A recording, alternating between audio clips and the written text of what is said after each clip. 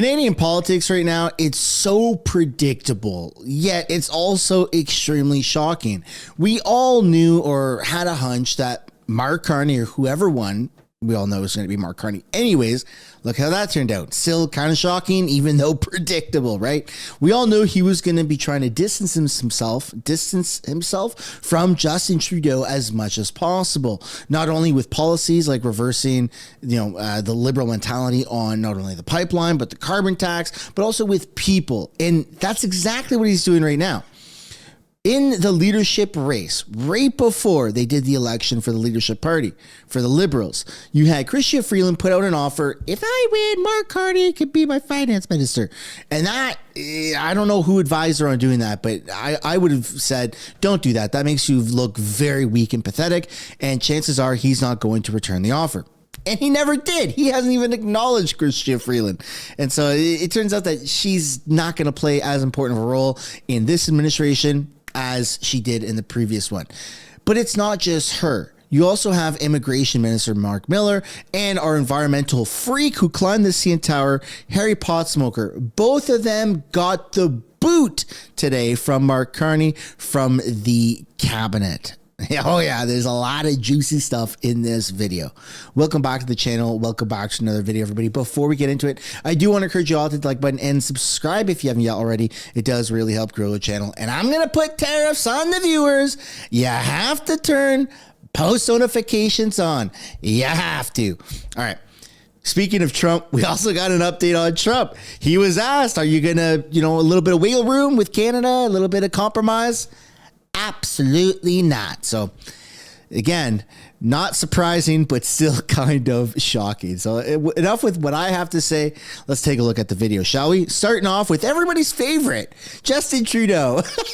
The last thing he's ever saying about Canadian politics, and you can see I replied to it with shutting the door. Nobody cares what you got to say, and I would just love to close the door on him. But here you go, 30 seconds. Let's see what he's got to say.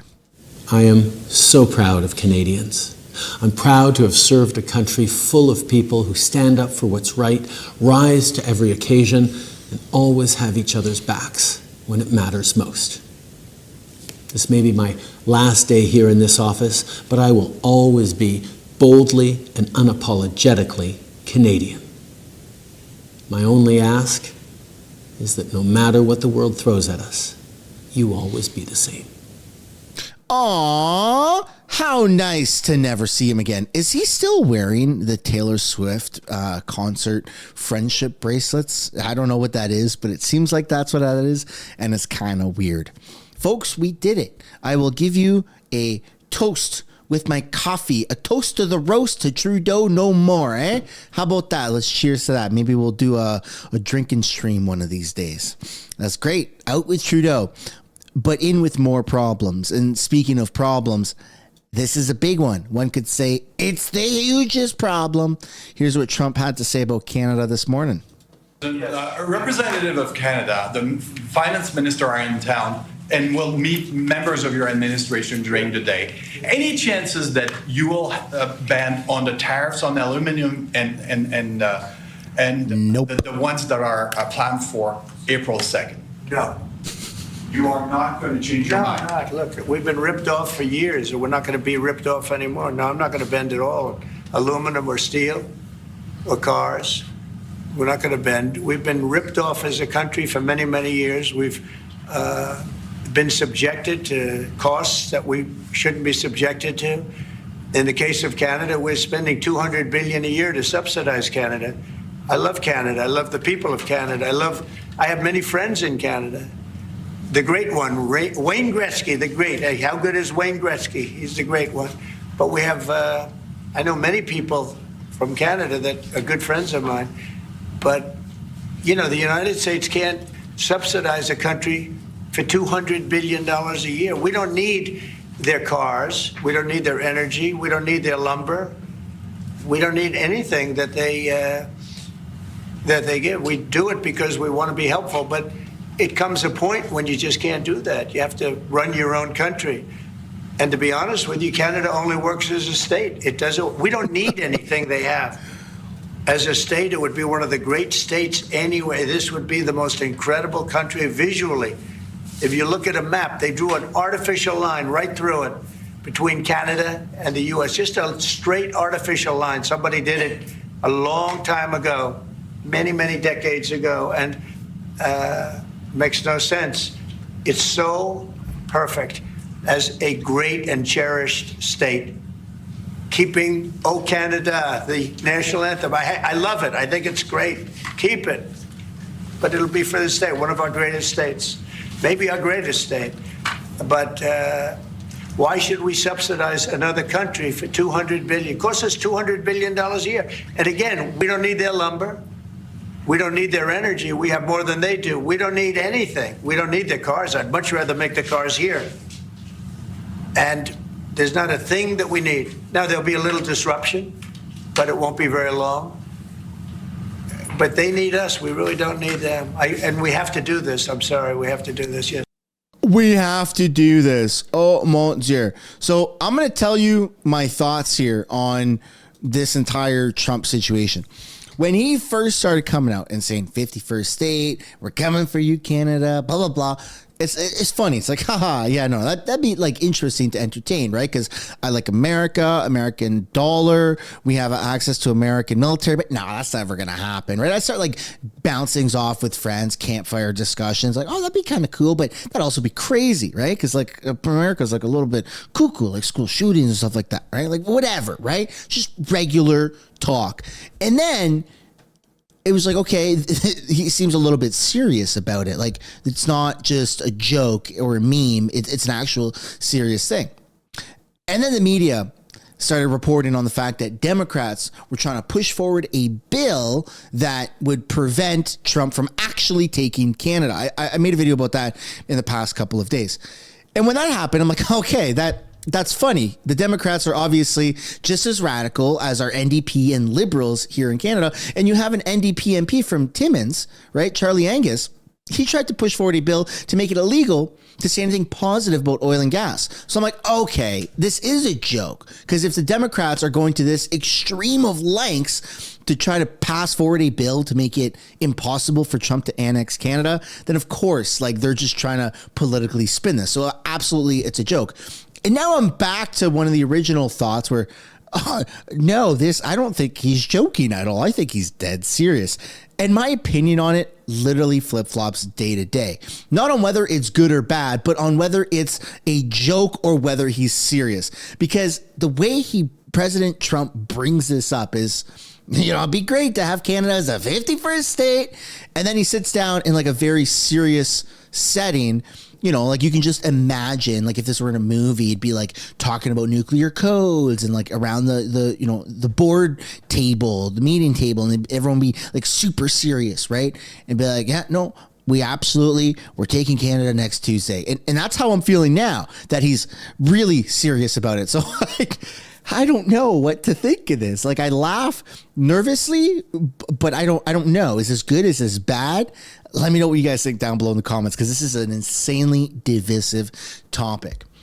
But we do have some Canadians that are making their way to America to try and figure all this out. Not just about the 51st state, but specifically about the tariffs. Specifically, my favorite person in the world, Doug Ford. So let's see what he has to say. And I'm still speculating, folks. I feel like his life was threatened by the Trump administration or something like that, because he went from being, we're going to shut off their power with a smile, to, yes, I will do as I'm told, and I will say as I'm told, and I will not step out of line because I respect the president. Like, total switch. I've never in my life seen somebody have such a switch in politics ever. Here's what he's got to say. The seeds for today's meeting were planted Monday when the Premier announced we're moving forward with a 25% surcharge on electricity exports. An added cost to 1.5 million homes and businesses in 3 U.S. states. We will not back down, pausing some tariffs, making last-minute exemptions. It won't cut it. We need to end the chaos once and for all. It's a power move that caught the attention of the White House. The president saw the premier, Doug Ford, make an egregious and insulting comment. In response, Donald Trump threatened to double steel and aluminum tariffs to 50%. That afternoon, Doug Ford got a call from Trump's Commerce Secretary. I've agreed to suspend temporarily. What the heck? Insisted he hadn't blinked, booking today's meeting with Howard Lutnick in Washington. You have to respect that person for putting out that olive branch, and I'm going to make sure we go down there and have a very good but strong and confident conversation. Trump scaled back his tariff threat. There's a very strong man in Canada who said he was going to charge a surcharge or a tariff on electricity coming into our country. He's not going to do that, so I respect that. Lutnick saw it a different way. The President of the United States in the White House says, "Oh, no, you won't," and breaks him. Breaks him in what? By a tweet and a truth. They want to call it a win. Whatever. They're playing politics, but here and there. The premier's goal for today's meeting? I want to find out where their bar is set, rather than keep moving the goalpost. To settle chaos and uncertainty on the trade front. So at the meeting today will, of course, be the premier, 2 federal cabinet ministers, Canada's ambassador to the U.S., as well as Howard Lutnick, the U.S. Commerce Secretary, and his trade team. We do expect to hear something from Canadian officials later this afternoon on the other side of that meeting.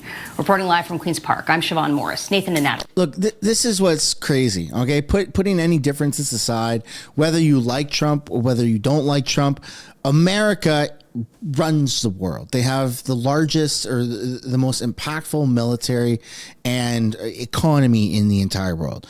If America wants to do something, they're going to do it, and nothing's going to get in their way, even if there's political disagreements within the different parties in America, especially under Trump. If Trump really wants to do something, he's going to do it. And if he hasn't done it already, there's probably a reason for it, right? Whether it's slow bleeding financially, another country, in this case, us, I don't know. I don't see how we are going to win a trade war against America. And so I think what we're going to see from these Doug Ford and the federal ministers going to the White House and speaking with Trump or Trump's administration, I think you're going to see the Canadian politicians come out of there and be a little bit nervous to say anything bad about Trump or to threaten reciprocal or retaliatory tariffs. Like, I think they're going to get put in their place. And I don't want any of this. I don't want any of this. But you're stepping into the Shark Tank. What do you think is going to happen? Their economy, America's economy, what, 10, 13, 14, 15 times larger than us? Like, we can't compete against that at all. So we're going to get crushed if we keep this up. I'd love to know your guys' thoughts down below about that. And then let's get into the layoffs because, Doge has come to Canada, but it's hitting our politicians. Here you go. Trudeau's former roommate and disastrous Minister of Indigenous Affairs and Immigration, Mark Miller, has been fired from the cabinet by Mark Carney. There you go. A big old cabinet shuffle. And he's not the only one. Harry freaking pot smoker Stephen Guilbeault is also leaving, which is crazy. Well, not leaving. He's getting canned. That is absolutely freaking awesome. And everyone's commenting on it. Even JJ McCullough says Carney is clearly trying to divorce himself from the most incompetent characters from the Trudeau administration, along with the fact he wants to appoint ministers from outside of Parliament. You can tell he's not a fan of the team that he's inherited. And I would absolutely have to agree with that. I mean, all of these people that have been in the spotlight for the wrong reasons have caused an instrumental amount of harm, right? Even Sean Fraser, the dude lost like 1 million people when he was immigration minister. He's already packed his bags and we're never going to see that piece of spaghetti ever again. That's phenomenal. Bye-bye. But the new immigration minister, Mark Miller, well, the old immigration minister, Mark Miller, I guess. This guy just wanted to open the gates even more. And it wasn't until Trudeau finally broke his silence and said, we're going to be revisiting our immigration. And he's like, okay, I guess that's what we're doing now. And so you just have so many disagreements between the entire, the cabinet, all the MPs, and whoever's been leading the ship. And now that Mark Carney's taken the reins, he's not wasting any time, and he's purging everybody. It's like, I can't believe I'm going to say this, but that's a good move. Whoever replaces him is probably going to hurt us even more than Mark Miller, but we're going to have to wait and see how that does play out. Let me know your guys' thoughts on this recent firing of these cabinet ministers. Then you have Melanie Joly is probably the only one who's going to keep her position. Joly is staying as Carney's Minister of Foreign Affairs. You also have rumors that Anita Anand will be Mark Carney's deputy prime minister, which would be pretty freaking huge if that does actually happen. Especially a really big slap in the face to Chrystia Freeland, who offered Mark Carney a position, and Mark Carney is not even looking back at her. And so, of course, what does Chrystia Freeland do? Well, she runs to CNN to bitch about things. I don't understand why our Canadian politicians are running to American media outlets to complain about things when they literally stand up using their platform as federal politicians and complain that Pierre Poilievre is bringing MAGA-style politics here to Canada. You're bringing Democrat-style politics by going to CNN and complain. Like, it's just so hypocritical. But let's take a look at this interview. Joining me right now is the former Deputy Prime Minister of Canada, the former Minister of Finance, Chrystia. Look how awkward she is. Thank you so much for coming in. The president says it's flexibility. It's not inconsistent. By the way, a lot of these interviews up until recently were actually conducted online through Zoom or through whatever.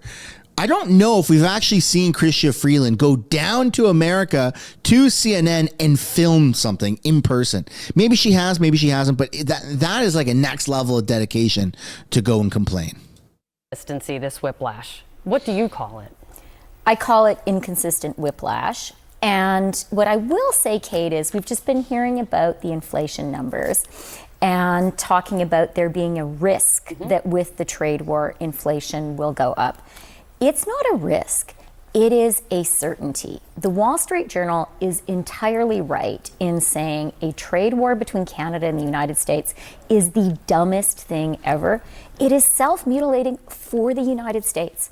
If the U.S. moves ahead with this trade war with Canada, groceries are going to be more expensive. Energy is going to be more expensive. The stock market is going to continue to tank, and America will be pushed into a recession for no reason at all.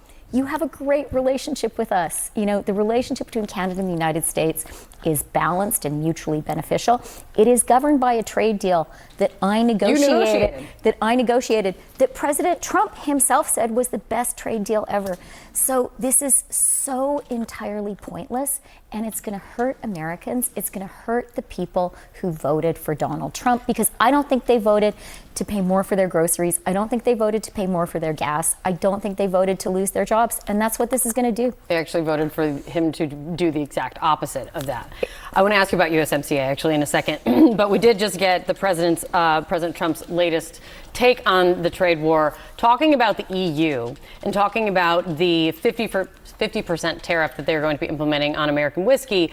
The president now writes, if this tariff is not removed immediately, the U.S. will shortly place a 200% tariff on all wines, champagnes, and alcoholic products coming out of France and other EU-represented countries. This will be great for the wine and champagne business in the United States. I just want to get your reaction to that, because it kind of encapsulates a little bit of what Donald Trump has said, made very clear, which this is reciprocal. You hit us, we hit you. And that's really what's coming April 2nd. But it's not actually reciprocal, because you hit us first. And, from the Canadian perspective, it is just utterly unacceptable. If you hit us, we will hit back. And something Americans need to understand about Canada is, I don't think Americans think about Canada all that much. That is fine with us. We don't mind. We are not narcissists. But when you do think about Canada, I think you kind of think we're really big and Canada is small. To a point, because the reality is Canada has leverage in this economic relationship. We are the largest export market for the United States by far. Canada is a more important export market for the US than China, Japan, the UK, and France combined. And like, you guys are the country that invented the phrase, the customer is always right. Well, we're your biggest customer. And at first we were hurt by all of this, but now I would say Canadians are angry. How far, so Mark Carney's. I mean, there's a little bit of validity to that. A little bit, right? All of this derived from the border. It started off with the border. We're going to put tariffs on Canada until they fix their border. And then it just escalated. I think that Canada's response for that should have been, and I stand firm on what I said months ago when this originally came up, was stop talking about a retaliatory response. Stop talking about that. Just focus everything on fixing the border. And then you got Doug Ford immediately flapping his mouth. We're going to cut off their power. Like, bro, what? This doesn't even affect you, man. Like, stay out of it. They're not even talking about the Ontario border. It was mostly the Alberta border and part of Quebec and stuff like that. Let the adults handle it. But Canadian politicians, they had the wrong approach from the get-go, and they were talking about retaliatory response instead of putting all their eggs in the one basket of fixing the border. And because of the retaliatory responses, that opened up the gate for Trump to say, okay, well, we're going to do reciprocal on this, that, and the other. Could have all of this been avoided if we just focused on the border? I would naively like to say yes. I don't know if that's true. I would be a little bit disingenuous if I said that is absolutely true. I feel like maybe this was a strategy by the president. Maybe he was trying to bait Canada into having tariffs put on America so that he could then put more on Canada, and then the border was just an excuse. I don't know, right? I guess we're never going to know unless it's a parallel universe of some sorts, but I don't agree with any of this. I feel like we should have just been focusing on the border from the get-go. And then if it compounded from there and it wasn't just about the border and we had no retaliatory response and we just did what we were told, then we talk about, a trade war, right? But it's hard to say. It's hard to say. Maybe you guys have something to say down below in the comments, right? Maybe you guys have a different perspective than I do. He's about to be sworn in as prime minister. You know him well. Do you think he can handle Donald Trump? 100%. Because he's Mark is going to be a fantastic prime minister. He's the leader of my party. He has my full support. He is going to be terrific. And he has started off on a very, very good, clear note. He has said, you need to respect us. And I would say that is the view of all Canadians. You have to remember, Kate, that our sovereignty is now being challenged. And that is not acceptable for Canadians. Our sovereignty is not negotiable. How would you describe how far Canada is ready and willing to take this if Donald Trump does not back down? He's shown no signs of it. Canada will not escalate, but we will not back down. And that is the view of the entire country. We know that capitulation is not a negotiating strategy. We know that if someone bullies you, you have to stand strong. So I can assure you and all Americans, actually, we like you. We have had a win-win relationship for our entire history, and it would be great to get back to that. But if you hit us, we will hit back, and we will not treat our sovereignty as a joke, ever. As you mentioned, you negotiated USMCA, United States, Mexico, Canada Agreement, with the first Trump administration. It earned you a lot of attention from Donald Trump himself. That was part of, I know when you were campaigning, that was part of your platform. Is an updated version of USMCA, do you think, a pathway out of this? And also, after negotiating that, can you believe that we are here today? So I absolutely think trade agreements can always be updated and improved. The USMCA was an updated and improved NAFTA. Right. And actually, the USMCA, the agreement that currently governs our trade, has this unique quality that both Nancy Pelosi and Donald Trump supported it.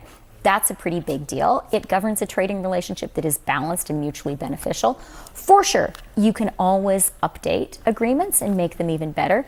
But I think the fundamental thing that Americans need to understand, and I'm talking about like not the government, but the people watching, is your relationship with Canada, your economic relationship, it's good for you. The trade between our countries is balanced and mutually beneficial.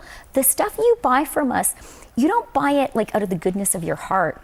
You buy our energy because you need it. I think you're from Indiana, right, Kate? Okay, so 80% of the potash that American farmers use, and that is fertilizer, you buy from us. You need that too. Yeah. For your nuclear reactors. You buy that from us. So you need the stuff that you buy from us. It's good for you that you get it. There is no country that is a better friend and a more reliable ally than Canada. And at the same time, we're your biggest market. So I have to say, like for us, we agree with the Wall Street Journal. This is a dumb trade war. It is. It's very dumb. Absurd. And we don't really understand why you would pick a fight with your best friend who has only ever been a really good partner to you. But if you keep on doing it, we'll just keep on hitting back. A lot of these deals that have been put in place that are now being torn apart by Trump, if I'm not mistaken, a lot of them were placed there by Trump, right? Back in 2016 or 2020 or whatever it was, right? Like the potash part, like that's huge, man. That's huge. Like Canada and America have a really good ecosystem, a really good trade deal with a lot of things. In this whole, like Canada is being subsidized by the tune of $200 billion or $250 billion. I don't know. Can anyone other than just repeating those words actually point that out? Like, I think that the biggest thing that we get from America is military protection. But in terms of trade, like everything has been pretty freaking equal. We sell America really subsidized, really cheap cost oil, right? And you guys refine it, and then you sell it back to us, for crying out loud. So like this is so stupid, this trade war. So freaking stupid. I think we can say 3-2, count 3, 2, 1, and see what President Trump is going to, how he will continue, how he's going to respond, and we'll see what happens. But I really appreciate you coming in.